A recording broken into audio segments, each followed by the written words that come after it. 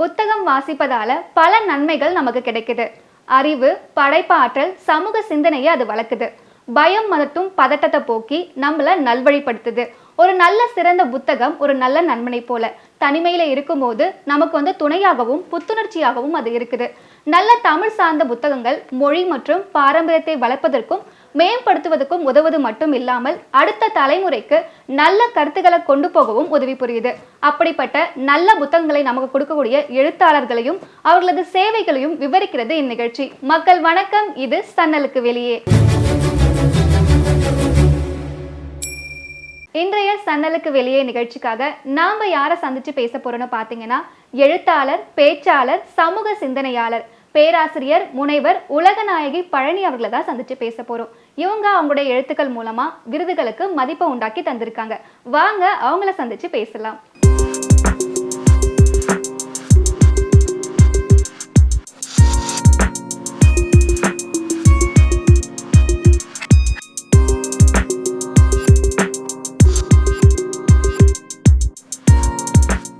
வணக்கம், எப்படி இருக்கீங்கம்மா? நலமா இருக்கேன் சந்தியா. பொதுவாகவே பார்த்தீங்கன்னா தமிழ் துறையில் நிறையவே சாதனை பண்ணியிருக்கீங்க. உங்களை பற்றி நான் கேள்விப்படும் போது முழுக்க தமிழ் சார்ந்த பல பட்டங்கள் வாங்கியிருக்கீங்க, பல புத்தகங்கள் வாங்கியிருக்கீங்க, நிறைய பெரிய பெரிய பொறுப்புகள்லாம் இருந்திருக்கீங்க. எனக்கு உங்ககிட்ட முதல் கேள்வியாக என்ன கேட்கணும்னு ஆசையாக இருக்குன்னா, உங்களுக்கு தமிழ் மேலே ஆர்வம் வரத்துக்கு யார் காரணமாக இருந்தாங்க? எதன் அடிப்படையில் தமிழ் துறை தான் நான் தேர்வு செய்யணும் அப்படின்னு சொல்லிட்டு முடிவு பண்ணீங்க? நல்ல அருமையான ஒரு வினாவை கேட்டிருக்கீங்க. என்னுடைய தாய் தந்தையர் இருவருமே அறிஞர் மூவா என்கிற ஒரு பெரிய தமிழ் பேர் அறிஞரிடத்தில் படித்தவர்கள். சென்னை பச்சையப்பன் கல்லூரியில் என்னுடைய தாய் தந்தையர் இருவரும் BA ஆனர்ஸ் என்கிற பட்டத்தை படித்தவர்கள். அவர்களுக்கு ஆசிரியர் பேராசிரியர் மூவா அவர்கள் மு வரதராசனார் என்று சொல்லப்படக்கூடிய உலக பேர் தமிழறிஞர், சென்னை பல்கலைக்கழகத்தினுடைய முதல் முனைவர் பட்ட ஆய்வாளர், வெரி ஃபர்ஸ்ட் PhD பெற்றவர் யாருன்னா அறிஞர் மூவா தான். பல பல்கலைக்கழகங்களில் துணைவேந்தராக இருந்தவர், ஒரு மாபெரும் தமிழ் பேரறிஞர். திருக்குறளுக்கு தெளிவு என்ற திருக்குறளுக்கு அருமையான உரை எழுதிய பெருந்தகை அறிஞர் மூவா அவர்கள். அவர்தான் எங்கள் அப்பா அம்மா இருவருக்கும் ஆசிரியர். அதனால் என் தாய் தந்தையர் சிறு வயதிலிருந்தே என்ன பண்ணாங்க, அவர்களுக்கு மொத்தம் 6 குழந்தைகள், நான் 5வது பெண். ஆனால் 5வது பெண்ணான என்னை மட்டும் தமிழ் படிக்க வேண்டும், இந்த குழந்தை தமிழ் படிக்க வேண்டும் என்று ஆசைப்பட்டு எனக்கு சிறு வயதிலிருந்தே தமிழ் அறிவை ஊட்டியவர் என்னுடைய தந்தை, வணக்கத்திற்குரிய பேராசிரியர் வி சீனிவாசன் ஐயா அவர்கள். அவர்கள் எல்லாரும் ஐயா ஐயான்னு அழைச்சி நாங்களும் எங்கள் அப்பாவை ஐயான்னு தான் கூப்பிடுவோம். பேராசிரியர் சீனிவாசன் அவர்கள் பச்சையப்பன் கல்லூரியில் படித்து முடித்த பிறகு அங்கேயே பணியாற்றி, அதற்கு பிறகு கந்தசாமி நாயுடு கல்லூரி, ஆடவர் கல்லூரி அண்ணா நகரில் இருக்கிறது, அந்த கல்லூரியில் தமிழ்துறை தலைவராக எங்கள் அப்பா ஓய்வு பெற்றார்கள். எங்கள் அம்மா சென்னை சேவாசதன் மேல்நிலை பள்ளியில் தலைமை தமிழாசிரியராக இருந்து அதற்கு பிறகு தலைமை ஆசிரியராக மாறினார்கள். அப்படிப்பட்ட ஒரு பெரிய பெருமைக்கும் சிறப்புக்கும் உரிய தாய் தந்தையர் அவர்களுக்கு நான் மகளாக பிறந்ததை எண்ணி எப்பொழுதும் நான் வணக்கமும் வாழ்த்தும் அவரிடத்தில் பெற்ற ஒரு பெண்மணி நான். இந்த மக்கள் தொலைக்காட்சி பேட்டியிலும் நான் அவர்களை முதலில் தெய்வமாக கருதி வழிபடுகிறேன். அவர்கள்தான் எனக்கு இந்த தமிழ் அறிவை ஊட்டினார்கள். எங்கள் அப்பா என்கிட்ட எப்பவும் நல்ல மனம் விட்டு பேசுவார். மாலை 5:30 மணி 6 மணி ஆனதும் அப்பா ஈவினிங் காலேஜ் கிளம்பிடுவார், மாலை நேர கல்லூரி கிளம்பிடுவார். வந்ததும் இரவு வந்தது உட்காந்து உலகநாயகி இன்னைக்கு என்ன படிச்சிங்க, என்ன மனப்பாடம் பண்ணீங்க சொல்லுங்க அப்படின்வார். அப்படி சொல்லி தான் அப்பா தமிழ் மீது ஆர்வத்தை உண்டு பண்ணார். அதே மாதிரி அம்மா தமிழாசிரியர். அம்மா திருவள்ளூரில் இருக்கக்கூடிய செவ்வாப்பேட்டை என்ற ஒரு சிறிய கிராமம். அந்த கிராமத்தில் முதலில் BA ஆனர்ஸ் என்கிற பட்டத்தை பெற்றவர் என் தாய் தான். அவங்க தமிழே கோதை தமிழ், ஆண்டாளின் அழகு தமிழ், திருப்பாவை. அந்த திருப்பாவையை நாங்கள் மார்கழி மாதம் 30 நாளும் வீட்டில் பாடுவோம். எங்கள் அம்மா அவ்வளோ அழகாக பாடுவாங்க. எங்கள் அம்மா காலையில் எழுந்ததும் திருப்பாவை பாடுகிற போது பக்கத்து வீடு எதிர் வீடு எல்லாரும் கோதை டீச்சர் பாட ஆரம்பிச்சுட்டாங்க போல இருக்கே அப்படின்வாங்க. அவ்வளோ அழகாக அம்மா பாடுவாங்க. அந்த பாடல்கள்லாம் கேட்டு கேட்டு கேட்டு அப்படியே அந்த தமிழ் மீது ஒரு பற்று, அந்த பற்றினை உருவாக்கினார் தாய் தந்தையர் உருவாக்கினாங்க. என்னுடைய பெரிய அண்ணா MSc பயோகெமிஸ்ட்ரி படித்தார். அடுத்த அண்ணா MA எக்கனாமிக்ஸ் படித்தார். அடுத்த அக்கா MSc கெமிஸ்ட்ரி படித்தாங்க. அதுக்கு அடுத்த அக்கா MA இங்கிலீஷ் லிட்ரேச்சர் படித்தாங்க. நான் MA தமிழ் படித்தேன். என் தம்பி MSc மேத்தமேட்டிக்ஸ் படித்தார். தமிழ் மாணவியாக பள்ளியில் போய் சேர்ந்தேன். அப்புறத்துலேருந்து என்னுடைய தாய் தாயினுடைய சிந்தனை என்னை தமிழுக்காக வளர்த்தாங்க. வளர்த்தாங்க. ஒரு குறள் மனப்பாடம் பண்ணது, எங்கே இன்னைக்கு என்னென்ன குறள் மனப்பாடம் பண்ணீங்க சொல்லுங்க அப்படின்வாங்க. இப்படி சொல்லியே அப்பா வந்து பண்புடைமை, அருளுடைமை, ஒழுக்கமுடைமை, இந்த குறள்கள் எல்லாம் அப்பா சிறு வயதிலேயே எங்களை மனப்பாடம் பண்ண வச்சு கல்வி கேட்பார். இன்னைக்கு பண்புடைமை ஒப்பிக்காதவங்களுக்கு மாலை நேர சிற்றுண்டி தராதம்மா கோதை, தராத அப்படி அம்மாட்ட சொல்லுவார். தராத, கொடுக்காத, இன்னைக்கு அவங்க பண்புடைமை ஒப்பிக்கணும் அப்படின்வார். இப்படித்தான் அந்த தமிழ் மீது ஆர்வம் வந்தது. திருக்குறள் ஆய்வு செல்வர் விருது வாங்கியிருக்கீங்க. அது மட்டும் இல்லாம குழந்தைகளுக்கு புரியக்கூடிய வகையில வந்து திருக்குறளுக்கு உரை எழுதியிருக்கீங்க. அதை பத்தி சொல்லுங்க. திருக்குறள் பற்றிய ஒரு வினாவை தொடுத்திருக்கிறீர்கள். நான் சிறு வயதிலிருந்து 6, 7, 8ஆம் வகுப்பு படிக்க காலத்திலிருந்து திருக்குறள் மனப்பாடம் பண்ணக்கூடிய ஒரு ஆற்றல். 1330 குறள், 133 அதிகாரம், எப்பொழுதும் படித்துக்கொண்டே இருக்கக்கூடிய ஒரு பயிற்சி. திருக்குறள் மேற்கோள் காட்டாமல் பேராசிரியர் உலகநாயகின் உரை ஒன்று கூட அமையாது என்று அரங்க மக்கள் சொல்லி மகிழ்வார்கள். திருக்குறள் என்பது வள்ளுவப் பெருந்தகை மேடைகளில் பேச்சாளர்கள், பேராசிரியர்கள், சொற்பொழிவாளர்கள் மேற்கோள் காட்டுவதற்காக வள்ளுவன் திருக்குறளை எழுதவில்லை. அன்றாட மனிதன் வாழ்க்கையில் மேற்கொள்வதற்காகத்தான் வள்ளுவன் திருக்குறளை படைத்தான். மேற்கொள்ளணும், இம்ப்ளிமெண்ட் பண்ணணும். டே டு டே லைஃப்ல நம்ம இம்ப்ளிமெண்ட் பண்ணணும். அப்படி இம்ப்ளிமெண்ட் பண்ணும்பொழுது தான் திருக்குறள் எப்படி மனிதநேயத்தை சார்ந்தது, மானுடத்தை சார்ந்தது என்று உணர முடியும். உலகத்தில் கிரேக்கம், லத்தீன், எபிரேயம் போன்ற பழம்பெரும் மொழிகள் எல்லாம் பிறந்த பிறகுதான் சிறந்து வளர்ந்தது. ஆனால் தமிழ் மட்டும் பிறக்கிற பொழுதே பிறந்தே சிறந்த மொழி உலகத்தில் எது என்று கேட்டால் தமிழ் தான். இப்படிப்பட்ட பெருமை தமிழுக்கு கிடைச்சதுக்கு காரணம் தெய்வமாக்கவி, தெய்வப்புலவன் திருவள்ளுவன் என்ற சொற்றொடரை திருக்குறளுக்கு வடிவமைத்த புலவர் வள்ளுவப் பெருந்தகை. தெய்வமாக்கவி என்று போற்றப்பட்டதற்கு காரணம் ஒரு மனிதன் எப்படி மனிதநேயத்தோடு இந்த உலகத்தில் வாழ வேண்டும் என்பதை தெள்ளத் தெளிவாக சொன்ன பாவலன் உலகத்தில் வள்ளுவப் பெருந்தகை மட்டும்தான். இன்னைக்கு இருக்க மாணவ உலகம் அதிகமாக பேசினால் அறக்கருத்துக்களையோ அறச்சிந்தனைகளையோ இன்று இருக்கிற மாணவர் உலகம் கேட்க மாட்டாங்க. இந்த தொலைநோக்கு பார்வை 3000 ஆண்டுகளுக்கு முன்னால் வள்ளுவனிடத்திலே இருந்தது. அதனால்தான் வள்ளுவன் மனிதநேய கருத்துக்களை 1.25 அடியில் செதுக்கினான். அவருக்கு அதாவது வள்ளுவனுக்கு அப்பவே எவ்வளவு பெரிய தொலைநோக்கு பார்வை பாருங்களேன், எவ்வளவு பெரிய கிரேட் விஷன் இந்த புலவனுக்கு இருந்திருக்கு பாருங்க. இன்றைக்கு வகுப்பறையில் ஒரு செய்தியை சொன்னால் எந்த குழந்தைகளும் பேனா எடுத்து உடனடியாக எழுதுவதில்லை. எழுதுகிற பழக்கமே வரமாட்டேங்குது. அப்போ எப்படி அவங்க ஒரு பெரிய பெரிய பேராகிராஃப் அளவில் ஒரு பக்க அளவில் 2 பக்க அளவில் எப்படி ஒரு செய்யுளுக்கு உரையெல்லாம் படிப்பாங்க. அதனால் இதை தெரிந்த வள்ளுவன் 3500 ஆண்டுகள் பின்னோக்கி பார்த்து அன்றைக்கு தமிழ்ச் சமுதாயத்தில் மாணவ உலகம் இப்படி இருக்கும் என்று தெரிந்த பாவலன் வள்ளுவப் பெருந்தகை 1.25 அடியில் மனத்துக்கண் மாசிலனாதல் அனைத்தரன் ஆகுல நீர பிற. இந்த உலகத்திலே மாபெரும் அறம் எது தெரியுமா? தஞ்சை பெரிய கோவில் கட்ட முடியலையேன்னு கவலைப்பட வேண்டாம்.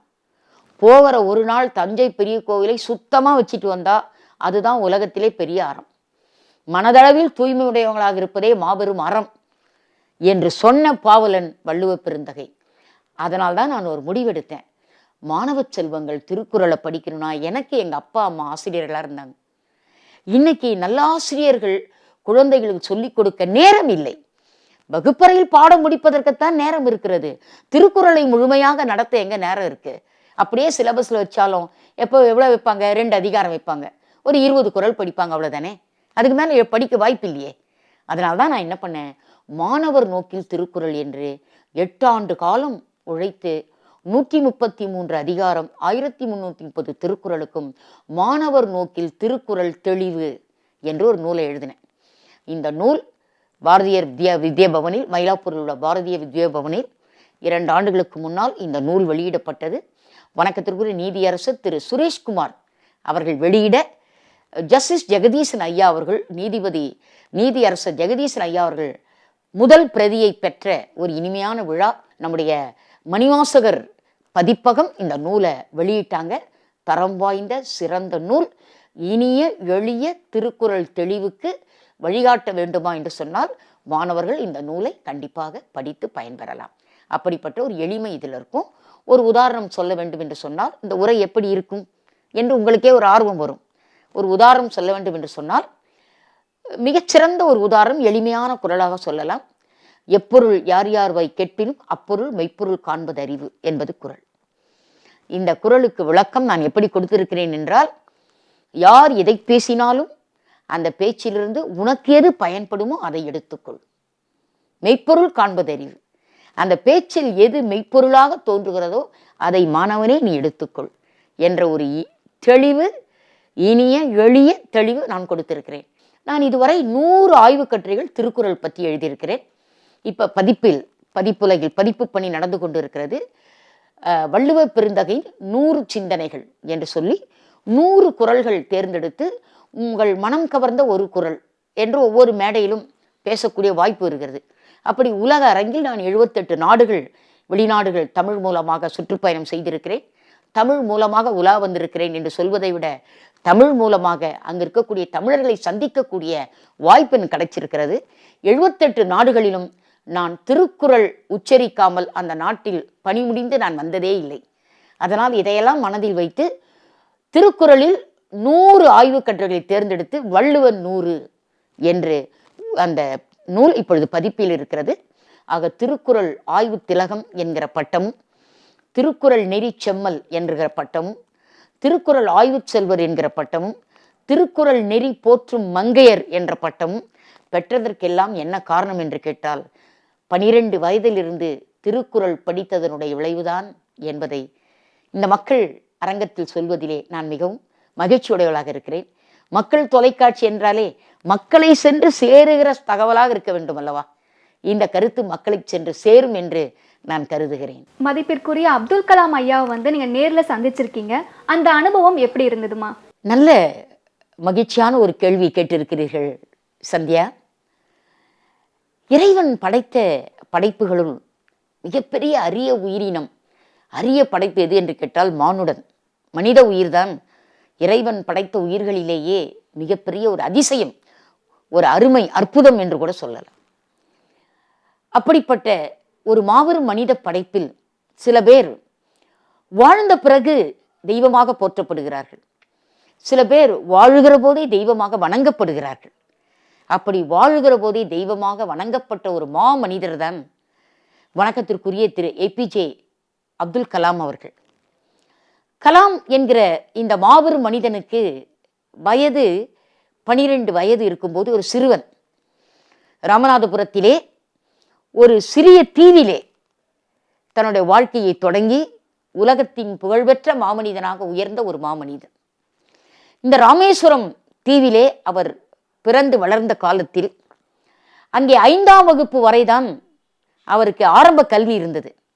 அதற்கு பிறகு உயர்கல்வி நோக்கி அவர் செல்ல வேண்டும். உயர்கல்வி நோக்கி அவர் படிப்பதற்காக தென்காசியிலே வந்து அவரை உயர்கல்வி வகுப்பிலே சேர்க்கிறார்கள். அப்படி சேர்ப்பதற்காக கலாம் அவர்களுடைய 6ஆம் வகுப்பு அவரை சேர்ப்பதற்காக அழைத்து வருகிறார்கள். அப்பொழுது 5ஆம் வகுப்பு ஆசிரியர் அவர்களும் அவருடைய அம்மாவும் இருவரும் அந்த குழந்தையை அழைத்து கொண்டு வந்து தென்காசியிலே ஆரம்ப பாடசாலை முடிந்து மேல் படிப்புக்காக 6ஆம் வகுப்புக்காக அந்த குழந்தை கொண்டு வந்து தென்காசியிலே பள்ளியிலே சேர்க்க வருகிறார்கள். அப்பொழுது புகைவண்டி நிலையத்திலே கலாம் அவர்களின் அம்மா அழுகிறார்கள். 12 வயது இந்த சிறுவனுக்கு. நினைத்து பாருங்கள், உலகத்தில் இப்படி ஒரு சிறுவன் எங்கேயாவது பிறந்திருக்க முடியுமா? எந்த மொழியிலாவது பிறந்திருக்க முடியுமா? எந்த தேசத்திலாவது பிறந்திருக்க முடியுமா? எண்ணி பார்க்க ஒண்ண முடியாத ஒரு அறிஞன், 12 வயது சிறுவன் கலாம். அம்மா அழுதாங்க. அம்மாவை பார்த்து, அம்மா, உங்கள் பிள்ளைகள் உங்களுக்காக பிறந்தவர்கள் அல்ல, அவர்கள் அவர்கள் வாழ்க்கையை தேட பிறந்தவர்கள். இதை சொல்லுகிற போது கலாமுக்கு வயது 12. அருகிலே நின்று கொண்டிருக்கக்கூடிய கணித ஆசிரியர் குழந்தையின் சிரத்தை, தலையை அப்படியே தடவி, மகனே, எவ்வளவு அற்புதமான சொற்றொடரை அம்மாக்கு சொன்னாய், ஒரு காலத்தில் இந்த தேசத்தின் முதல் குடிமகனாக நீ வருவாய் என்றத கணித ஆசிரியர் வாழ்த்தினார்.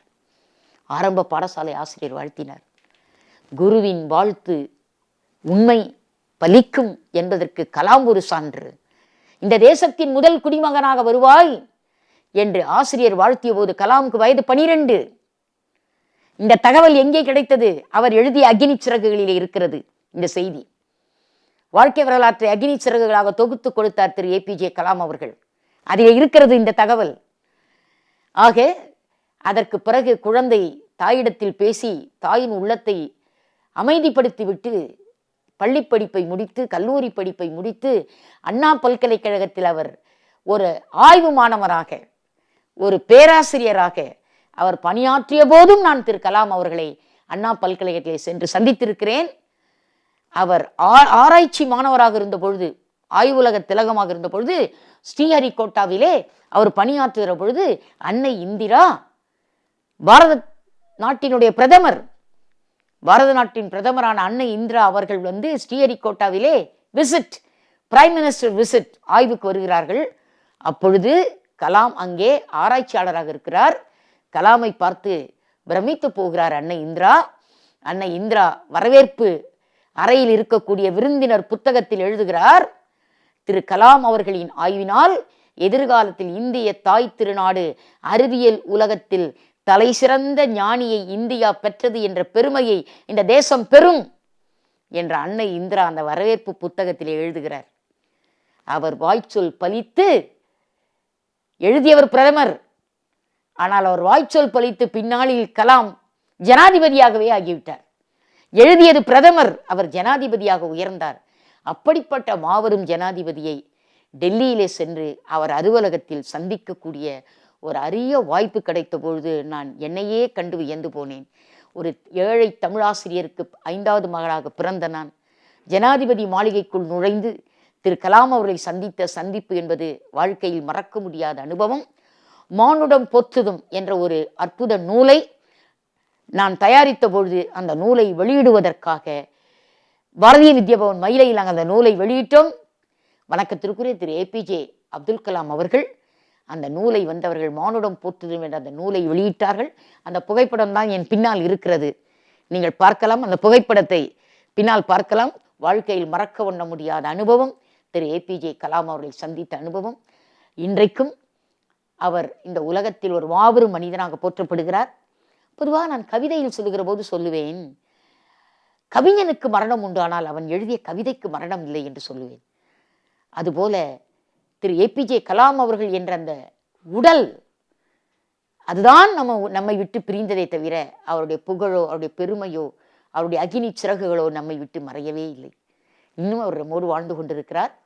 அவர் இந்த உலகத்தை விட்டு மறைந்த போது ஒரு சாதாரண பிளாட்ஃபார்ம்ல இளநீர் விற்கிற கடையில் கூட அப்துல் கலாம் படம் வைத்து மாலை அணிவித்து தேங்காய் உடைத்து பக்கத்தில் வைத்து ஒரு சொம்பிலே இளநீரை கொண்டு வந்து வச்சு, ஏன்னா இளநீர் விற்கிற வியாபாரிகிட்ட என்ன இருக்கும்?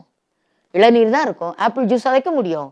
இளநீரை வைத்து அவருக்கு மலர் சூடி அந்த இளநீர் வியாபாரி வணங்குகிறான். அந்த காட்சியை நான் பார்த்தேன். கையிலே தட்டை வைத்து உணவு உண்ணக்கூடிய கடைகளில் கூட திரு கலாம் அவர்களுக்கு ஒரு படம் வைத்து வழிபாடு செய்கிறார்கள் என்று சொன்னால், இப்படிப்பட்ட மாமனிதனை சந்திக்கக்கூடிய வாய்ப்பும், நான் உருவாக்கிய நூலை அவர் வெளியிடக்கூடிய வாய்ப்பும் பேராசிரியர் உலகநாயகி கிடைத்தது என்று சொன்னால், இதைவிட பெருமை வேறு என்ன எனக்கு வேண்டும்? அன்றைக்கே என் வாழ்க்கையில் எல்லா முழுமையும் அடைந்து விட்டதாக நான் உணர்ந்தேன்.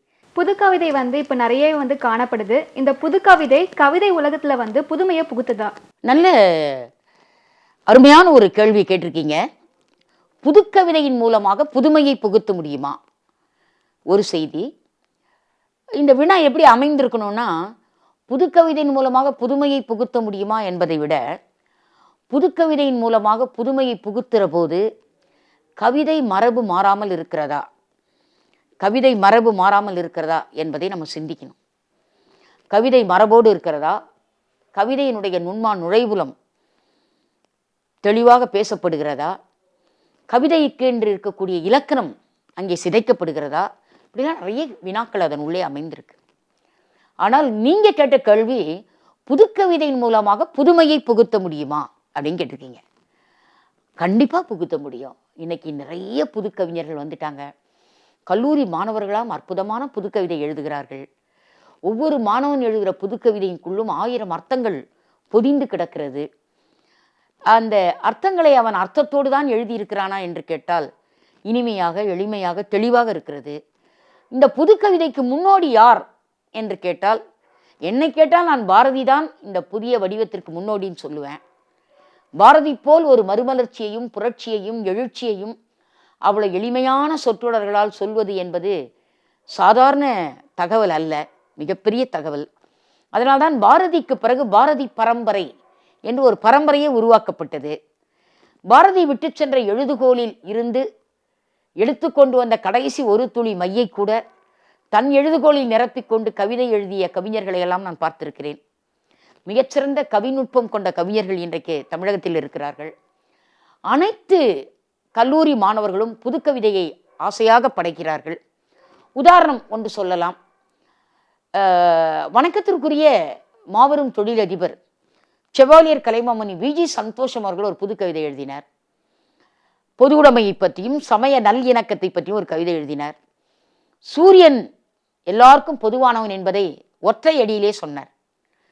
சூசைக்கும் சுப்பிரமணியத்திற்கும் சுல்தானுக்கும் சூரியன் ஒன்றுதான் என்று எழுதினார். சமய நல் இணக்கம் இருந்தால்தான் இந்த சமூகம் இணக்கமாக வாழும் என்பதை இந்த புதுக்கவிஞர், ஒரு பெரிய தொழிலதிபர் அழகாக எடுத்து காட்டினார். ஓவியர் அமுதோன் என்று ஒரு அற்புதமான புதுக்கவிஞர் இருக்கிறார். அந்த கவிஞர் எழுதுகிற கவிதைகள் எல்லாம் ஓவியம் போலவே இருக்கும்.